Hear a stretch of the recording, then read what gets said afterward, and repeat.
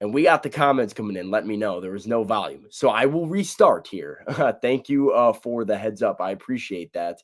Had a little bit of a different setup because as I was explaining while I was on mute, uh, the Tennessee Titans had a press conference today at St. Thomas Sports Park that I was not in attendance for because I am here in Chicago, Illinois. So I was home for the Christmas break, spent about 24 hours with the family, and am getting back into Nashville later tonight, but had to hop back in the saddle to recap a press conference from Mike Vrabel with all of you. Mike Vrabel, interesting things to say about Titans rookie quarterback Will Levis and his status for the rest of the season. An interesting update and what I think is invaluable opportunity for Will Levis potentially coming up. So we'll talk about all of that and then get into the 2023 trend that is one score losses for the Titans. What does it mean for the Titans now and in the future that they keep falling oh so short in all of these games? Maybe talk a little draft positioning as well, because I know right now a lot of Titans fans have that top of mind.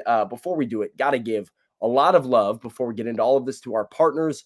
Number one being Dobert Pizza and Rotisserie. You guys hear me talk about Dobert at the top and in the middle of every show, and there's a reason for that. They always deliver on flavor and satisfaction because Dobert is where you're sure to find flavor. Located in Green Hills, easy parking, easy in and out.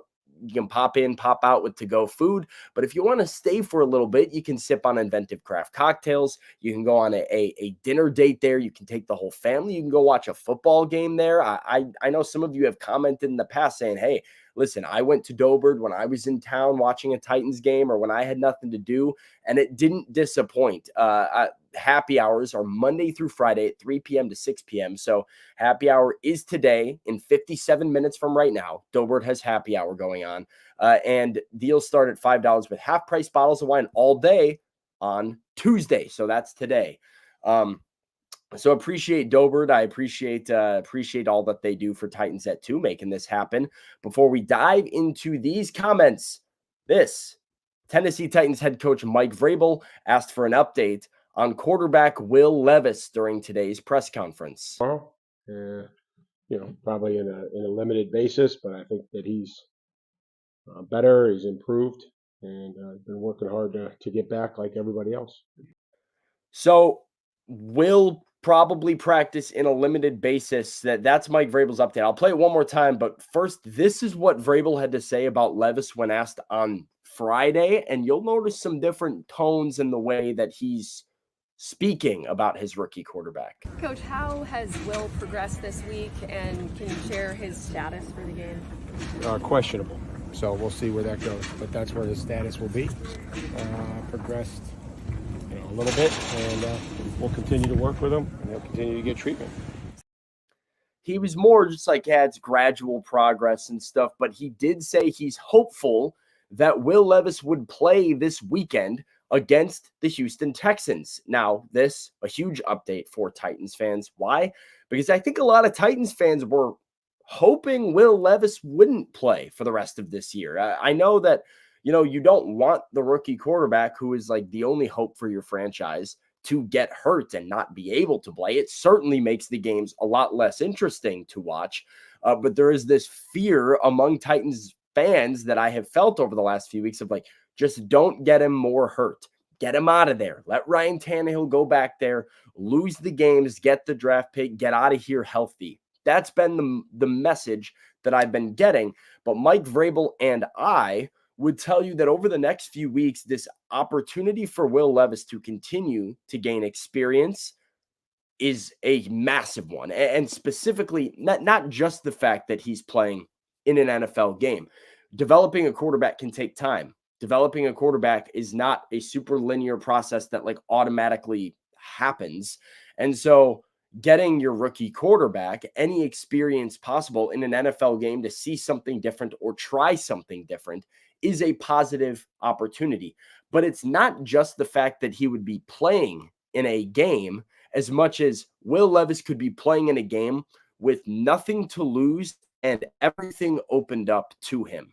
I would not be all that surprised if the Titans maybe let him throw it deep a couple more times. Let him, throw it more times than he typically would, gave him opportunities to fail and try and make throws and learn, because the result of the game is not as important as the process that goes into creating that result for this team right now. That could potentially be huge for Levis going into 2024. Then there's the added benefit of something like confidence, right? Learning how to win. Now, the Titans have won a couple games with Will Levis, but I do think right now, having been in the locker room, some of these guys are defeated, are frustrated, specifically some of these veterans, the DeAndre Hopkins type players, the Derrick Henry type players, and rightfully so. You should not be happy at that stage in your career to be losing football games and you're getting banged up and busting your butt every single week to be out there just to lose. I do think there could be a level of confidence and a vibe going into this offseason if the Titans are able to pick up a couple wins or at least just play good, competitive, clean football with the Will Levis, DeAndre Hopkins connection and this offense as a whole operating, of saying, okay, next year, here we go. We got this. So, again, this is Mike Vrabel's comments about Will Levis. He expects him to practice this week in a limited capacity, says he's made solid improvement, and he's hopeful he would be back on Sunday. Probably in a limited basis, but I think that he's better, he's improved, and been working hard to get back like everybody else. As Levis has said in the past, he is of the mentality that if you can play, you do play. It sounds like he's getting closer to playing. I think he will play against the Houston Texans, and I'll be back at St. Thomas Sports Park tomorrow morning or tomorrow afternoon, I guess, to watch Titans practice and see if he's made any significant improvement physically, just in the way that he walks around and moves around. There was a very clear it was obvious last week that Will Levis was not going to play in that game. I watched him in his practice on Friday, and he was like limited, but he was probably just limited because he was actually like on the field for stretch. Watching him move around even during team stretch, it became pretty obvious that Levis was not going to play in that game. I did find it kind of funny that like national reporters came with like, breaking, Will Levis unlikely to play.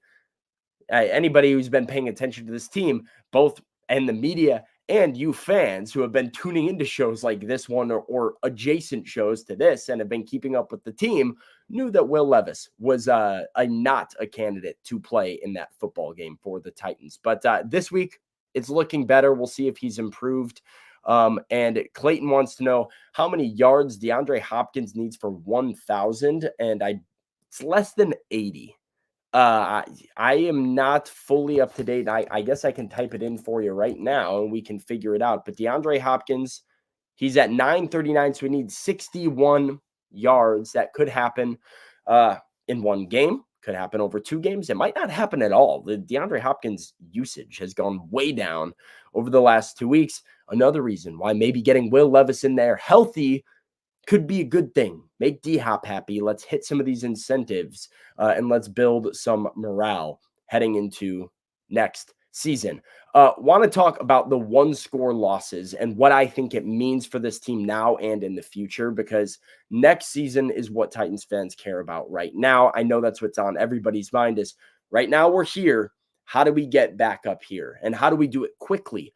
Well, is there a feeling or a sense that because you've lost so many 1-score games, because they've been so close, the organization as a whole could be close? I'm going to give you my feelings on that, and we'll hear from Mike Vrabel on a question that I had asked to him today at St. Thomas Sports Park. But before we do that, I want to talk about new partners, new sponsors, and good friends over at SNHU. Here at A to Z Sports, we're driven by passion of sports and wanting to build our careers, just like fans. We love sports. We have passion for what we do.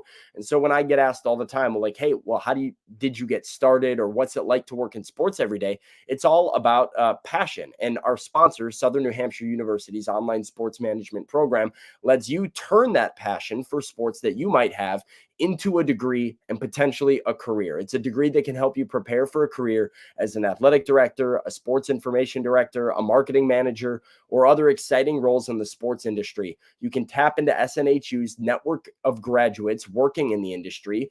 Instant connections, instant experience. That's how you can get plugged in a job in the sports world.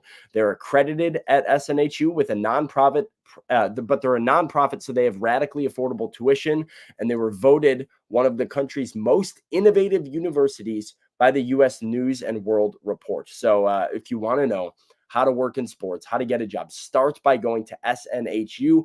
The link to the program is in the YouTube description of this video. Make sure to check them out at SNHU after today's show. Thank you to them.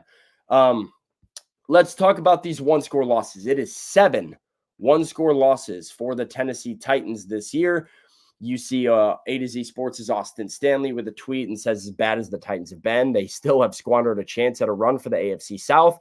Look at the OT losses to the Colts and Texans, which they missed extra points in regulation during both of those games and then lost the games in overtime, and then dropping a winnable game that they led by 4 points with less than 2 minutes to go to Seattle. And a 5-10 team could have been 8-7. And as Austin pointed out at the beginning of that tweet, 8-7 right now would have put the Titans right in the mix in the AFC South. They would be tied for the AFC South lead with 2 games to play here and right in the heart of this playoff conversation. But instead, you lose to the Colts, you lose to the Texans, you lose to the Seahawks, and you have not won 4 in a row. You are scuffling with injuries stacking up, potentially looking at losing out and finishing the season 5-12. So I had Paul Kaharski, a friend of mine and colleague of mine, ask Mike Vrabel today during the press conference the difference between a team being so close and not being able to finish. Here's what the Titans head coach had to say. Oh, I don't know if we're not built to finish. I just think that we're close. We've been close, a lot of times, and we've sat up here and we could go through all the plays that, are very positive, that are well coordinated, with a lot of effort and execution involved in it. And then, there's just too many of those plays that, that get you beat, and so we've got, was excited to be able to play some young guys that really took advantage of the opportunity, and whether that's on special teams or offense and defense, but I don't know if it's not being able to finish. It's just being able to get in those positions, and again, we came from behind in Miami, gave up the score there yesterday or a couple days ago, and then just really didn't get into that last drive, how we needed to. That was probably the most disappointing thing. So that's Mike Vrabel's answer, a very interesting one. And I'll real quick get to a comment from MB while that was playing, where he said, sure, they win the AFC South and get knocked out in the first playoff game and end up picking 19th pick in the draft. Great moral victories, though. Number one, Mike Vrabel has been very clear saying there are no moral victories. That is not something that he is thinking, considering. There are only wins and losses to football coaches and football players, and the Titans are losing right now. So yeah, they might be close, but that is still a loss. And yeah, sure, we are talking about competing for an AFC South title. That is an easy, weak division right now. But I think a lot of fans are forgetting what had to be done over this offseason by Rand Carthon and Mike Vrabel to try and turn a mess of a roster, a mess of a salary cap situation into something that was affordable and competitive, and where they might be next year. What they could do potentially this offseason with their draft capital and finances and the money that they have available to sign free agents. So ultimately, this is where I stand on this idea of like these one score losses and being so close, is that if you lose a bunch of one score games, there's a reason for that. It's because you're not a talented enough team to finish and win when games matter most. Good teams win close games. It's professional football. And at the end of the day, not everybody's getting blown out like all the time. A lot of games are going to come down to 1 or 2 plays. The teams that consistently make them are the teams that go to the playoffs. The Titans are not one of those teams. They continuously have found ways to make mistakes, to shoot themselves in the foot, inventing ways, it seems like, to lose football games, whether it be a botched extra point or a defensive holding penalty or a pass interference or an explosive pass play over the top or just a wild turnover or running the ball into the offensive line over and over and over and over again. The Titans have found a way to lose these football games. And so it's not a good team. This 5-10 Titans team is not, and yeah, Jody, false start. Yeah, false start at the worst times possible as well. This 5-10 Titans team is it's not as simple as like you're a couple extra points away from 8-7. I don't believe that because I believe that they're just a bad team who has made countless mistakes that have led to other mistakes. But I do think the organization as a whole is close because when you are in games like they are, and you don't have the talent to execute and finish them, you are a couple players that can make a couple plays away from turning some of these tight losses into solid victories. And that's what I think Titans fans should take comfort in right now. The fact that the organization is closer than a 5-10 record would suggest than a potential top 5 pick in the NFL draft would usually suggest. And that moving forward with a top 5 pick, with over $80 million in cap space to go and sign free agents, you can address the offensive line. You can add another playmaking, difference-making wide receiver and fix your secondary so that the same mistakes that keep happening and keep costing you games happen less frequently. You flip some of these results over. Now you're looking at a team that can actually do some damage in a playoff run. That's what I would be holding out hope for. You've got a lot of needs to address. Like I said, cornerback, probably 2 cornerbacks, probably 2 linebackers, because Azeez Al-Shire, I believe he's a free agent. Maybe I'm wrong about that. I don't know. Is Azeez Al-Shire a free agent? That would be huge for the Titans if he was not, if he had another year left on his contract. But as I look at it, it does look like he is an unrestricted free agent in 2024. So you're going to have to re-sign him. Sean Murphy-Bunting, unrestricted free agent. You would have to re-sign him if you wanted him back.